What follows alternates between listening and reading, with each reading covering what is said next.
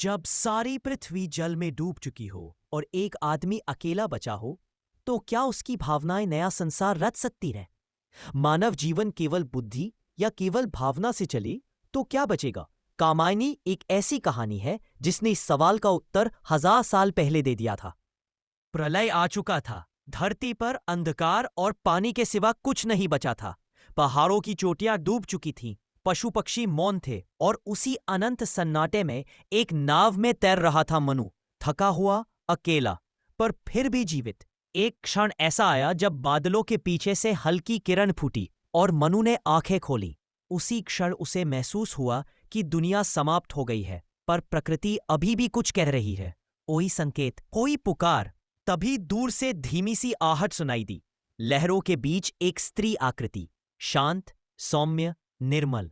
वह थी श्रद्धा, भावनाओं का, करुणा का, उम्मीद का स्वरूप। श्रद्धा ने मनु की ओर हाथ बढ़ाया।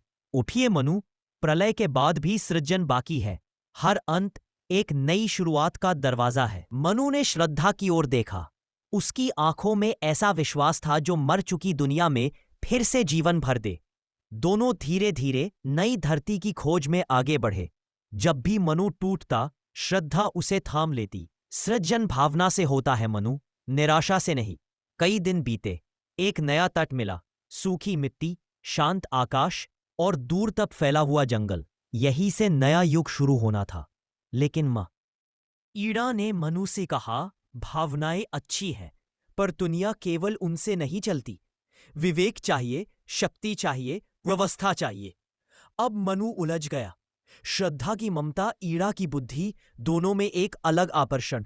एक तरफ मन की कोमलता, दूसरी तरफ दिमाग की तेजी। संघर्ष बढ़ा। ईड़ा ने मनु के भीतर शक्ति जगाई, पर इस शक्ति के साथ आया अहंकार, बुद्धि का तेज जुनून। श्रद्धा की गहराई को धुंधला करने लगा। श्रद्धा दुखी थी, पर वह चुप रही, क्योंकि वह जानती थी मानव को केवल एक दिशा में ढलाना उसके स्वभाव के विपरीत है। जब संघर्ष चरम पर पहुंचा, प्रकृति फिर बोल उठी। तूफान आया, धरती कांपी, जैसे सृष्टि खुद कह रही हो, मनु, संतुलन ही जीवन है। और मनु समझ गया, मनुष्य तभी पूर्ण है जब वह श्रद्धा की भावनाओं और ईड़ा की बुद्धि दोनों के साथ संतुलन में चलता है। यही संतुलन नए समाज की नींव बना। श्रद्धा मुस्कुराई, ईड़ा शांत हुई और मनु ने नया जीवन रचने की प्रतिज्ञा ली। प्रलय खत्म हुआ, मानवता का नया अध्याय शुरू हुआ। खामोशी और फिर हल्की सी कविता। मनु बचा, श्रद्धा मिली, बुद्धि का वरदान। भाव और विचार से उत्त। अगर दुनिया फिर से प्रलय में डूब जाए, तो क्या हम श्रद्धा और ईड़ा का संतुलन रख पाएंगे? मनु की कहानी केवल अतीत नहीं, ये हर इंसान की अपनी लड़ाई है, भावना और बुद्धि की अनंत खोज। अगर आपको जयशंकर प्रसाद की ये कहानी पसंद आई हो, तो दिल से एक लाइक जरूर करें।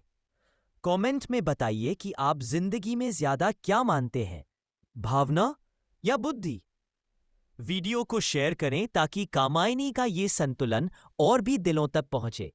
और हाँ, ऐसी ही गहरी पौराणिक और साहित्यिक कहानियां नियमित देखने के लिए चैनल को सब्सक्राइब करना मत भूलिएगा। धन्यवाद।